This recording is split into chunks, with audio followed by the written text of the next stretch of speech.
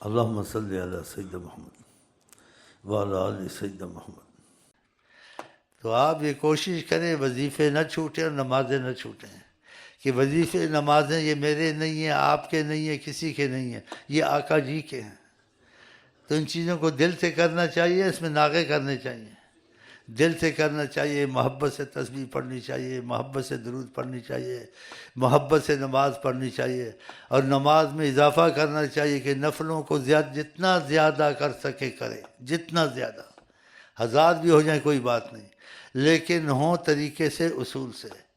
ایسے نفل نہ پڑھے کہ اس کے لیے مصیبت بن، جو نماز کو صحیح نہیں پڑھتا تو آقا جی کہتے ہیں نماز کو بد دعا دیتی ہے، بے سکونی نماز، نہ رکوع صحیح، نہ سجود صحیح، اور نماز کہتی ہے خدا تجھ کو برباد کرے، تو نے جو برباد کیا۔ حدیث میں اگر سکون سے نماز پڑھتا، آرام سے سجود، آرام سے رکوع، آرام سے قیام، تو فرماتے ہیں سرکار، اور نماز کہتی ہے خدا تیری حفاظت کرے، تو نے میری حفاظت کی۔ اور آقا جی نے کہا صلی اللہ علیہ وسلم، جعلت قرۃ عینی فی الصلاۃ، میری آنکھوں کی ٹھنڈک نماز میں ہے۔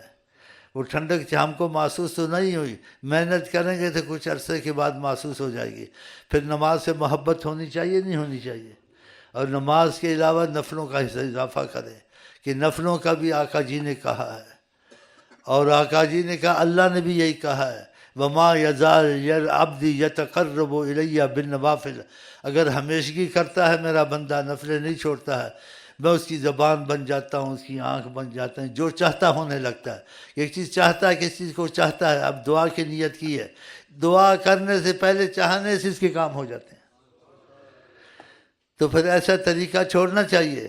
تو پھر یہ آہستہ آہستہ ہوتا ہے، آپ 10 نفل روز کے شروع کریں، ناغہ نہ کریں، پھر 20 کر دیں، پھر زیادہ کر دیں۔